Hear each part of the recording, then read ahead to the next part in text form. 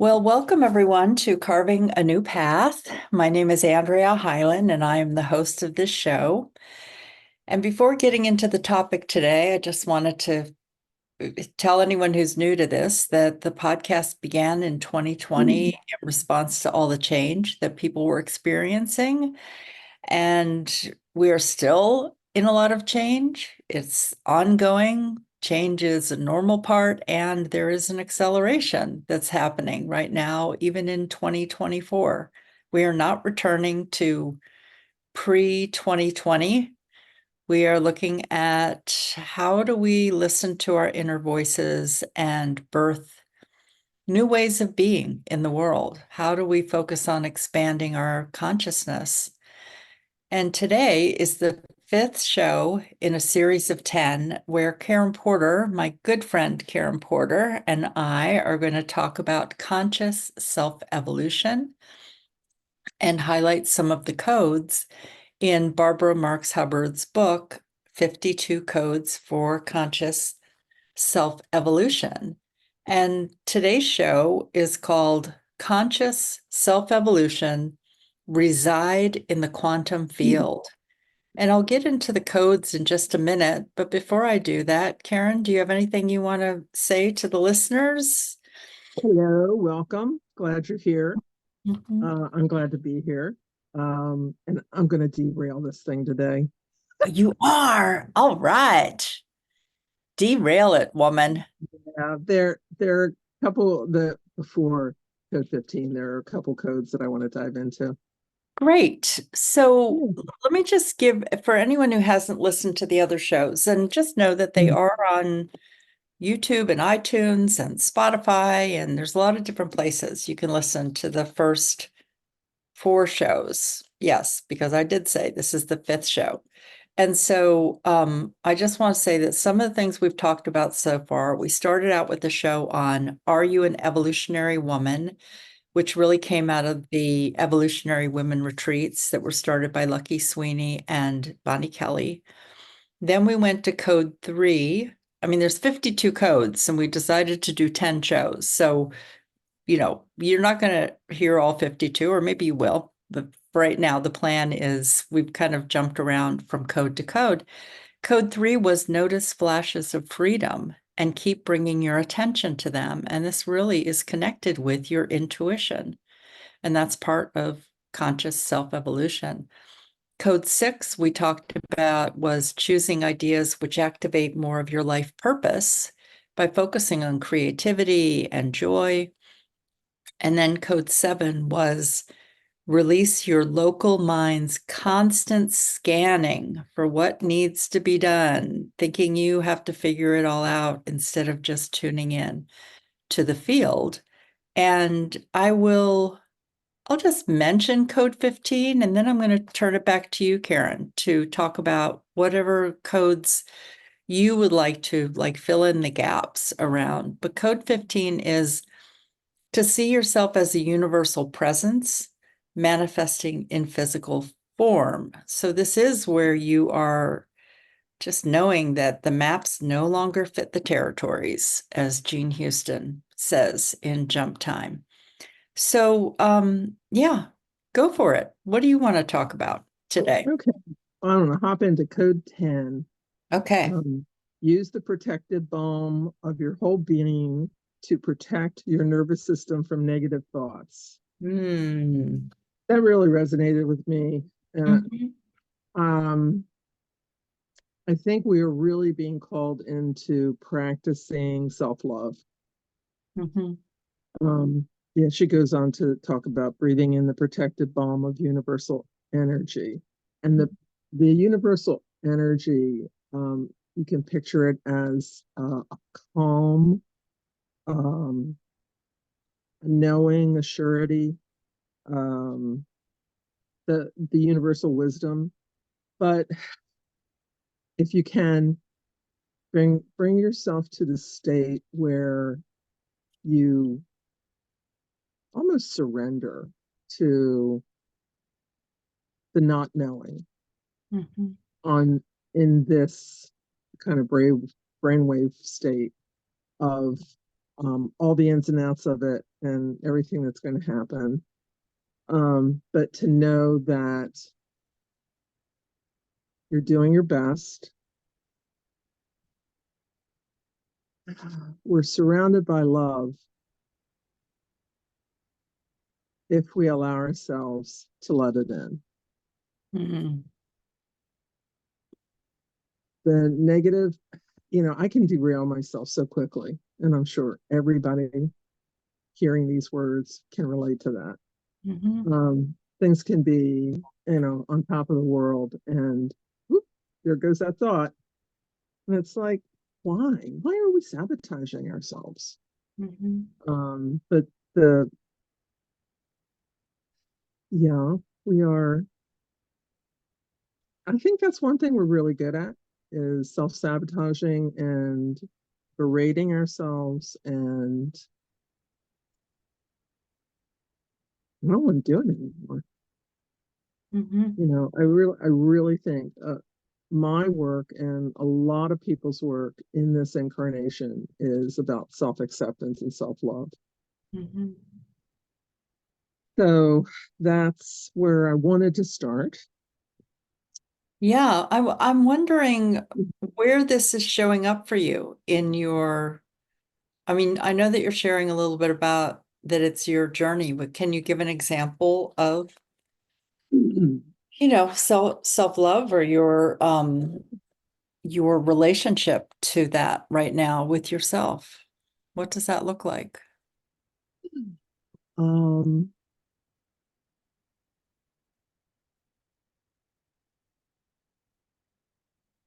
in my part of myself who knows, um, it's very patient and uh, just kind of sitting back and waiting, and knowing that eventually I'll get there. But it's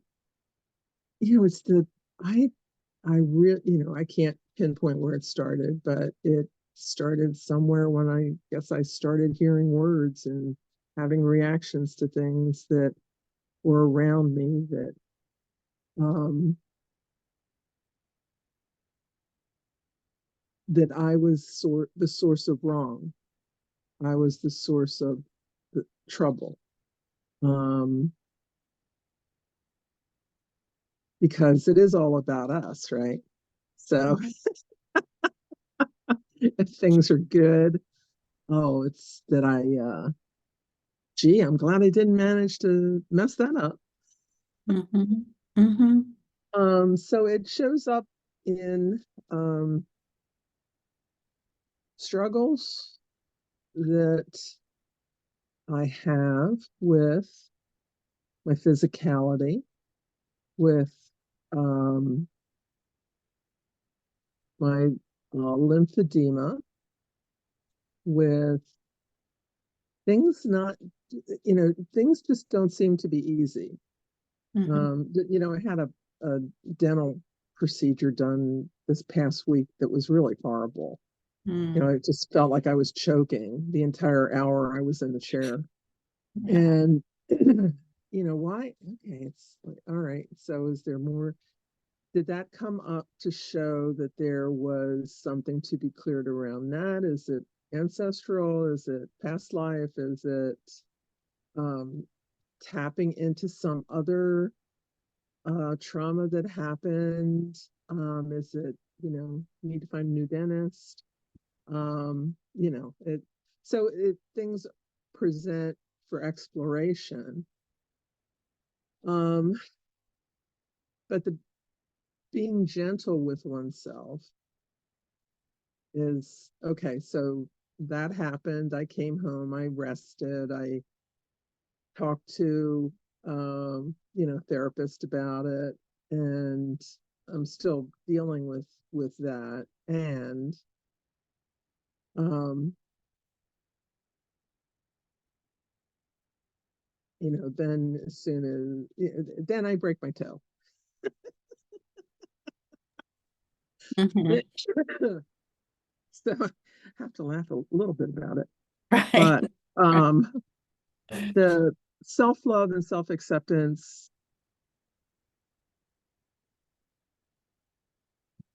it doesn't matter how much love other people send your way. If you don't feel it for yourself, you'll never feel anything Mhm. that comes towards you. And I've been able to open to the point where I really can feel the universal love, that I can feel the love of the ancestors, the love of the angels, the love of my higher self. And it's a really, really great space. Um, so I Mhm. am in practice of breathing in the calm and letting go of the worry around not knowing. Um, but there are different, I beat myself up for so many different reasons. I don't know. You want a list? Stop it. Stop. Stop. I mean, you can make the list. You can tell me the list, but I'm going to keep telling you, stop. Stop it, stop it. Stop beating yourself. Yes. I'm going to jump in for a minute. I find it really interesting. So the next incubator that's in the fall Mhm. is the topic that I was going to write and bring into conversation is I'm calling it up-leveling archetypes. So today, this morning, I was listening to, like I always start immersing myself in the topic of what it is months in advance. And so I was listening to Carolyn Mace talk about she called it like the depth of archetypes. But here's just some of the words that I wrote down from what she said. She said that in our lifetime, the journey, the real reason we're here is it's a journey of inner empowerment, and it's all about love. Mhm. Mhm. And so I'm bringing this Mhm. in because I thought, oh, this is exactly what I was listening to at 3 a.m. this morning was this conversation about love. And she was talking about how we're seeking to understand the power of the soul. And Mhm. this is an up level because it's not something that our grandparents or our parents really had available to them. It's been our generation that began seeking in a new way to understand the power of the soul. And she was talking about this thing about people saying, I'm afraid of my own success. I'm Mhm. afraid of my own potential. And even though in seeking, what's the reason I have been born? It is a big question because you're asking this, it's now a prayer that you're asking, to please get an answer back. Why was I born? Which is very different than where are we going to go to dinner tonight? It's this whole thing. And what she was reflecting on was that I guess there was a flood in her home and some flooding. And when it was being prepared, she went to live in an apartment that she thought was going to be for a month, and it ended up being 6 months. And she only took the things that she really needed. And she came back to realize what kind of stuff will make me feel like I have power. That part of our collecting physical things is because it helps us to feel more powerful. There's a physical connection to it. Mhm. So she said she came back and she's been dumping stuff, like giving things to people who need stuff and just really looking at. But then she got into this, calling it Mhm. this this inner empowerment journey that is all about love. She was calling it archetypal.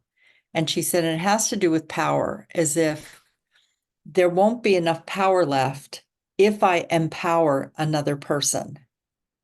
Mm. And so we hold back from loving ourselves as if there's some kind of scarcity around it. That, or if I take up too much of this love, there won't be love for other people, which actually disconnects us from sharing love with people. And Mhm. so she was just challenging everyone she said, it's not what you do for a living, it's how you use what you do for a living to empower others, or it's how you use your life in a way. It's more than service. It's actually when you fill yourself up with love. This is how I'm feeling it right now in this conscious self-evolution, is that when you fill yourself up with love, it overflows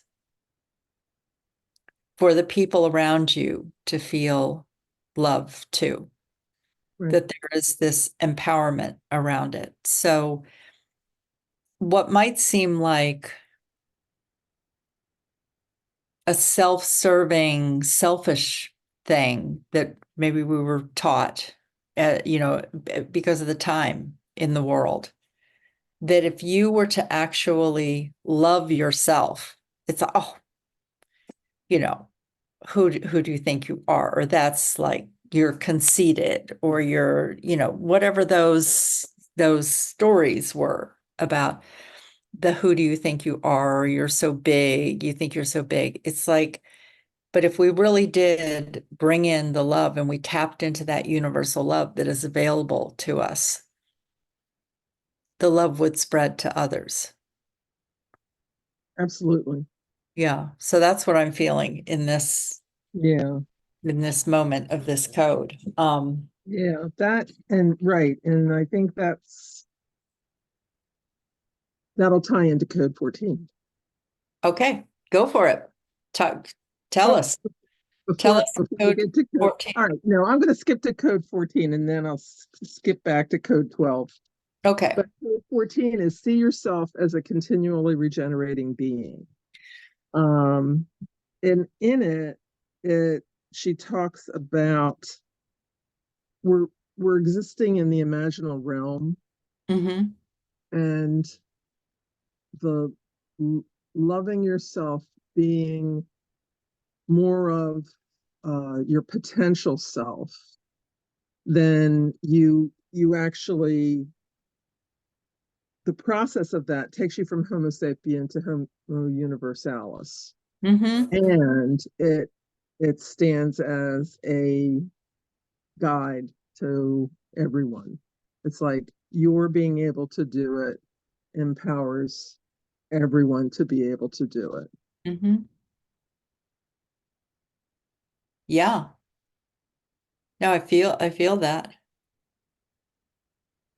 It's funny. It's remind me of a story of when I was just going over this story because, I've always got a million projects going on, and one of them is I'm working on a book that I started a number of years ago. And I was reading about a time where I was in Washington, D.C., living at one of my clients had a need in her home she traveled a lot and she had dogs, and she wanted someone who would live in the house, take care of the dogs when she was traveling. And so I, living house free, said, okay, I'll try that out and I'll do that. So I was there once and it was a great experience. And then I thought that I was going to move to Baltimore, and something changed with that. And I ended up back in DC, right outside of DC at her home. And I was on the metro one day and I was asking, why am I in DC again? Like, I like it there. It just wasn't, I wondered why things had shifted. Why am I back? Is there something, what is the purpose of my being here? Whatever. So I've like closed my eyes and I'm just really tuning in. And when we get to one of the metro stops, I heard the doors open. I opened my eyes and I see a sign. It says, "Discover your true potential." Mm. And I was like, well, okay. I thank you, universe. I will see where that goes. But while I was there for, I don't know, 6 to 8 months, I guess I stayed there. I had an opportunity to I had a friend who'd been in a coaching, we'd been in a coaching program together, and he had been building a community. And I came in and I got to discover my true potential, because one of the things I am not good at, or that I get overwhelmed with, is handling a lot of logistics. So if there's an event and I have to be the one who's handling the sign-in sheet and the snacks and da da da da, like that is not my um that is not my full potential.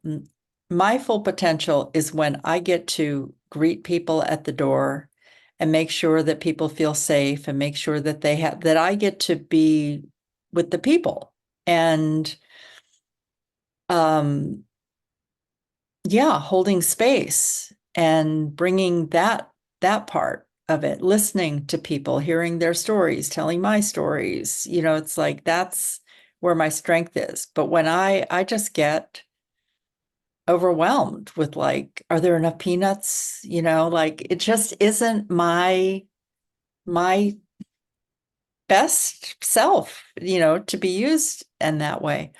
And the amazing thing was Keith, who was the coach there, was really good with logistics. And he had a couple of other people who were really good. Like they liked it. They liked coordinating the space and the food and The whatever. color of the name tags. Yes, yes. I am like, oh, we need name tags. I just met people. It's like, right.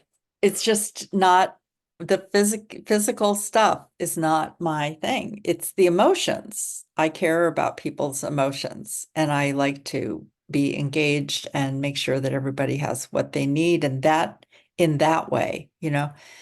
And so just as you were talking about that, I thought, when we stop looking at what we think we should be doing, and, because I might tell myself, oh, I'm lazy for not doing those things. And it's like, I'm just not good at it. Mhm.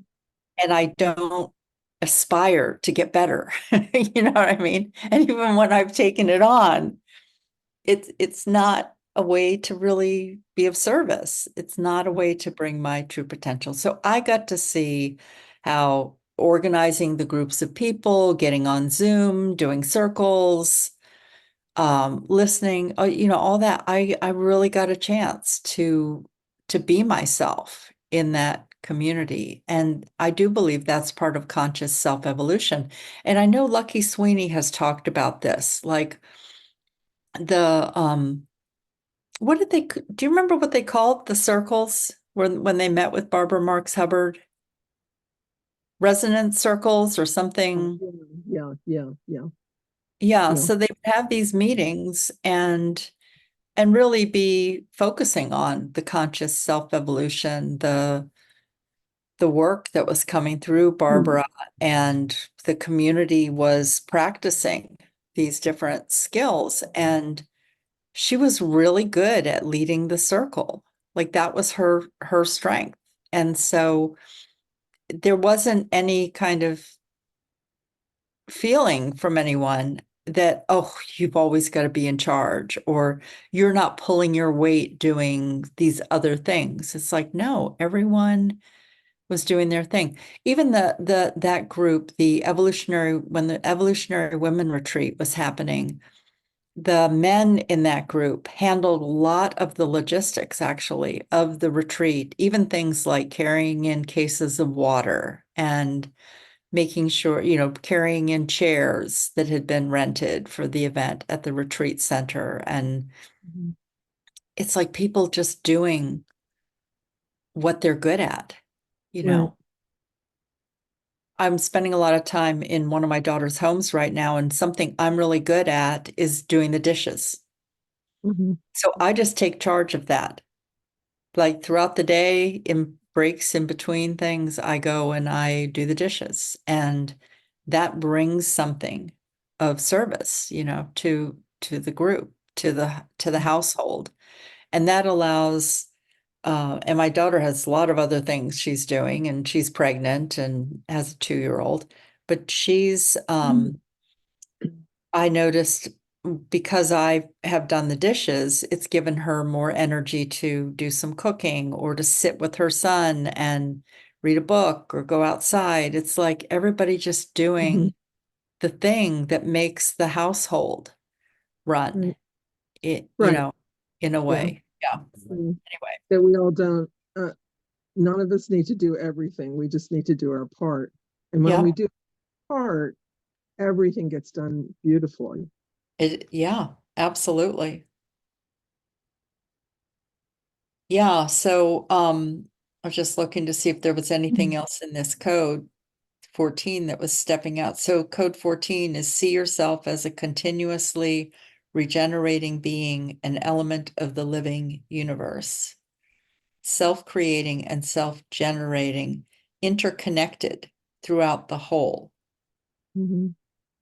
And your information you receive from the quantum field, which holds the energy and information. So just to kind of circle back to Right. that, and some of these codes, you read through them, they might seem complicated or complex. But to me, that's why I like to bring in just kind of the everyday stuff of how it Mhm. shows up, you know? Yep. All right, where are we going now? Code 12. Okay. Place your attention on me, the universal self. I will lift you into the quantum field, the quantum landing field. Mhm. Uh, that it was something just went ding inside. Mhm. Um, Residing in the universal self is a different dimension. Um, and it's almost like I the old radios that you had to really tune. Mhm. Mhm. And we're fine tuning ourselves. So when you hit that sweet spot, then all the static disappears. Mhm. Um, yeah, it's just that the visual of the quantum landing field. It's Mhm. just so you know. Um, she goes on to talk about the being your full spectrum of self. And Mhm. it's like body, local self, essential self, universal self. It all comes together to be the universal human and to live your full potential. That is just being lifted up into, or just it's not even a lifting up. It's just like a little tweak. It's the tiny, yeah, breathing in that, from the other code, breathing in the knowing, breathing in the calm, breathing in the surety, letting go of um, everything we don't need anymore. Mm. Mhm. Just become more and more ourselves. Mhm. Yeah, Yeah, I like that quantum landing field. I know, I know. Anything with the word quantum in it. Well, true. Uh, How are you finding, I'm always about, like, I love these terms that Barbara uses. And I do remember a time, and I may have even written about it in this, I don't know, I wrote about it in one of the blogs around conscious self-evolution, where her, like I would hear her on a DVD talking, I had this six DVD set of her talking about conscious self-evolution. And I would first start listening to her and I was like, I have no idea what she is talking about. Quantum landing field? Huh? What? Mhm, But there's something about it that feels really resonant. And even the mhm, fact that Evolutionary Women Retreats were started like 5 or 6 months after my husband, we had a memorial service for him after he died from cancer. And I knew, like, the fact that this was happening, there was something waking up in me around this. Like, I want to be an evolutionary woman. So it's like, I want to hear what Barbara Marx Hubbard has to say. I want to go to this event that Lucky and Bonnie have organized. But I didn't know what the stuff was. And so I would play it. I had one of those TVs with a small TV with a DVD player at the time. It was in the kitchen. And so I would cook and I'd play it in the background and I would do dishes. And I was homeschooling the kids at the table in the kitchen with this playing in the background. And then one day she said something, and I don't know, it was almost like what you just said. It's like the tuning happened and there was this quantum landing field. I understand it, but I don't know how to talk about it to anyone. mhm, mhm, mhm, mhm, And I feel like that's part of the layer also with conscious self-evolution. There can be this mhm, feeling of um, something is shifting. You can feel that there's something meaningful about conscious self-evolution, or this being able to connect with ourselves at a higher level, maybe, or a higher frequency, or something where we can really understand more about ourselves, about the power of our soul.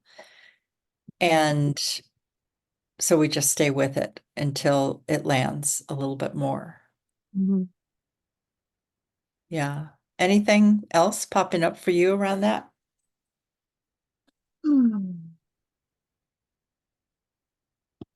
Yeah, I've loved uh after first experiencing a consciously formed resonant field. I love them. They Mhm. are, it's just some place to like, a safe place to fall and be held and to, it's like a warm bed, that is just, oh, so there and supportive. Yeah, it's creating community, creating circles. Um,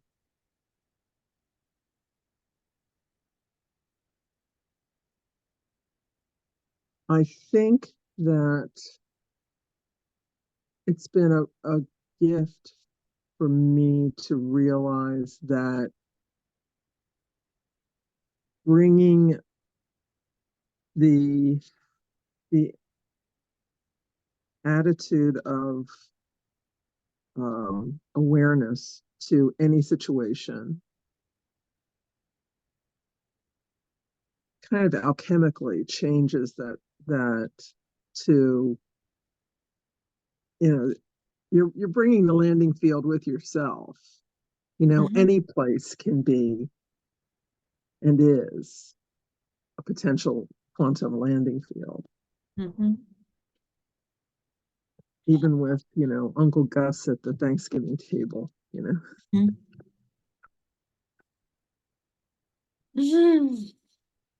Oh, golly. Yes.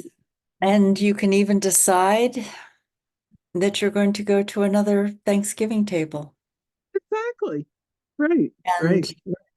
and Yeah. that you have a And choice. absolutely. Yeah. Which is a whole other topic.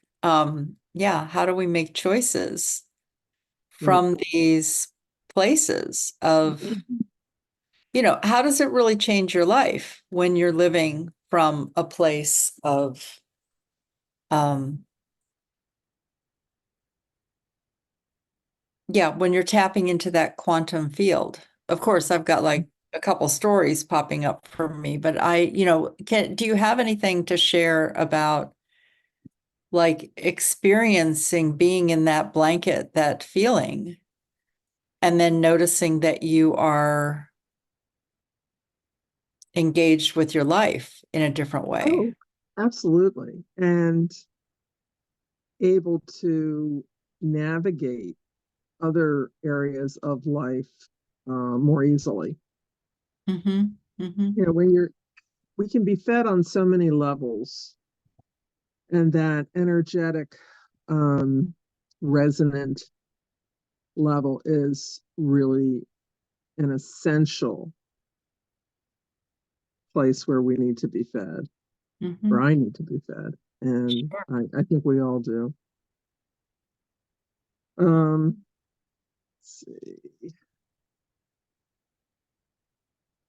We can think back on all the groups we've been in and the learning and the growth of each one, and the engaging, the stepping away from. It's this interesting karmic uh, energetic dance that we do. Mm-hmm. Mm-hmm. Yeah. But I'm feeling like it's time to hop into code 15. Okay, code 15. So, you want to read it? See yourself as a universal presence manifesting in physical form Mm-hmm. that we are self creating. Um, you are the universe in person. The universe is self creating. And then that means you are too. That's right. That's right. Right, right. I mean, one of the tips that I wrote about in the blog that's on my website is uh, I was writing about a time where, and it's funny because I have another story. I don't think I wrote this one, but this was a time where I went bowling with a group of women, and I'm not a natural bowler and have not put in lots of time trying to become a better bowler. I don't think at that point I'd even ever had a strike where you, for anyone who doesn't bowl, it's like you roll the pin down the lane and it knocks all Actually, it's the ball you the roll down ball, the the lane. ball, and it knocks the pins down. So, and I had done some bowling with Girl Scouts and stuff like that, but I go with this group of women and I'm standing there holding the ball, and I have this feeling of I am bowling from my highest potential. And then I just bring the ball back, bring it forward, I release it, and I got a strike. And I'm like, oh my God, I've never gotten a strike. So then I got to go again. I don't even remember the rules of bowling. That's how little I know about bowling. But I'm standing there and I'm like going, inwardly, I'm like, I'm bowling from my highest potential. I'm bowling from my highest potential. And I do the same thing and I have a gutter ball. And I do another one and I have a gutter ball. And so one of the things that I say about this, that this is a skill we're actually, you could say we're remembering it. We're remembering something about ourselves, that we can tap into this field, that it is a part of us. We are a part of it. We can be in more alignment with just more of who we are and our purpose and all of that. And like staying humble and developing humility around it instead of seeing it as some big magic trick, you know, that it's actually, as you develop it or develop your connection with your intuition, where it becomes a natural thing where you just wake up in the morning and you check in with yourself, you check in with your intuition, you develop a relationship. It's not some party game. It's actually a way of living. And part of it is the humility and realizing that every person has this potential power within them, Right. that we are not better or worse than. If it looks like somebody's life is falling apart, and they're having breakdowns of some sort, they're being evicted from their house, that does not mean that they aren't tapped into what they need to be experiencing here. Right. Right. And so letting go of any kind of superiority around others, or losing the connection we have to love for ourselves Right. of whatever is happening. So anyway, I wanted to highlight that one. And then the other one I wanted to say is something that you brought up, and that's this: be still and know that your presence can shift a situation. So what you've been talking about around the quantum landing field and being in that resonance, that you being in that, not holding on by your fingernails, or think, oh, I've got to be in the quantum field right now, but I mean, actually finding that place in you where it's like the self-love, I'm in this field, that can actually shift something in the environment that you are in. And even things like walking around the grocery store, just really tapped in Mhm. to being in that field.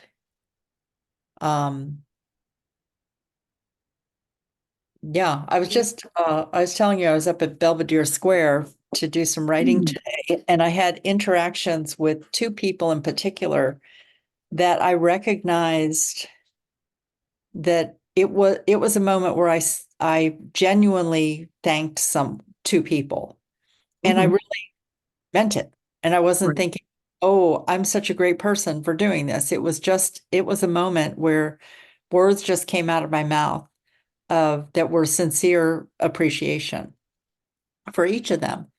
And as I walked away, it was a reminder of like, oh, Mhm. that's how this happens. Right. You're just tapped in, and there's an opportunity, and it just happens. And Right. Right. yeah, so I don't know. Those are, yeah, Right. We are the pebbles, and we don't know how far our ripples are going to go. yeah. We Something that we say to someone can make their day, can make their year. Mhm. And something that you won't even remember saying can make the world of difference. Yeah. But when we show up as love, embodying love, reflecting love, uh, you know, there, that's when the miracles happen. Hmm. Yes, it does. Yeah. Hmm. So anything else that you want to? Oh, there's so much more, but yeah, that might put a lid on it for now. But the I'm really letting all this bubble in me. Listening to a lot of kind of new age podcasts and thinkers and doers, and this is a really exciting time because Yeah, it's not just happening to us. We're in the mix and part of making it happen. Karen, I'm wondering if there's anything that you want to recommend to people, if there's any kind of podcast that you're listening to or book that you're reading, anything that's, Oh, um, yeah, I really enjoy Next Level Soul podcast. Um, and Alex Sandler, the crazy guy with the yellow glasses. mhm, mhm, mhm. He's a lot of fun. Um, Landria Anka has popped into my playlist again. She disappeared for a while, but she's up again. Okay. Yeah, so yeah, Next Level Soul, I think started as kind of NDEs, near-death experiencers, and their stories. Mhm. But he's had so many people interviewed. So whatever your interest, you can find something, whether it's about, the origins of civilization, or Lemuria and Atlantis, and psychic healing, whatever. He has really wonderful guests on. Mm. And for anyone who's ever heard Jack Purcell channel Lazarus, I Mm-hmm. saw not too long ago that this July it's going to be 50 years Mm-hmm. since he first started channeling Lazarus, and I wasn't That's where we listening to him. started. What? That's where we started. Well, I was thinking for me it was probably 40 years ago. It was around 1986, I think, that I first heard him. So you were probably ahead of me with that one. But I do know we both Okay. went to the same store, the same New Age store, health food store, Right, whatever, in right, Towson, right, Maryland. right. We didn't know each other then, but we would meet soon after. Soon after. Yeah. Mm-hmm. Hmm. Yep. All right. So is that a wrap for today? Is that a wrap for today?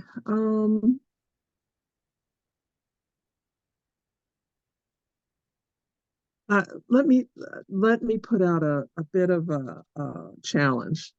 Yeah. Catch yourself loving yourself. Mm. Oh, well, I can't wait to hear next time we do a podcast about you catching yourself, loving yourself. I hope there's more than one instance. Yes, I hope it's a whole list. All right, Right, and right, everyone, right. write it down. Like if you Okay. catch it, record it somewhere, write it down so that, Yeah. yeah, I love that. I Okay. love that challenge. And I'll just wrap by saying that the next code that I'm pointing my arrow towards, and we'll see what else comes up for you in between these two codes, but this is my favorite code of all of them. It's code 21. Be ready to repattern at the next stage when the larger pattern is ready for you. Hmm. That is my favorite one. That's yummy. Yes, because I just love it when something comes together and it's like, oh, we're actually moving forward. Okay. Okay. We're out of the waiting period. So I love me some action. Good. All right, so we'll see where that is. So thanks, Karen. Thank you. Thank everybody Yeah, and for thanks to being everyone here. for listening. Really Yeah. appreciate you. And Yeah. that's a wrap. See you Yeah. all next time. Bye bye now. Bye.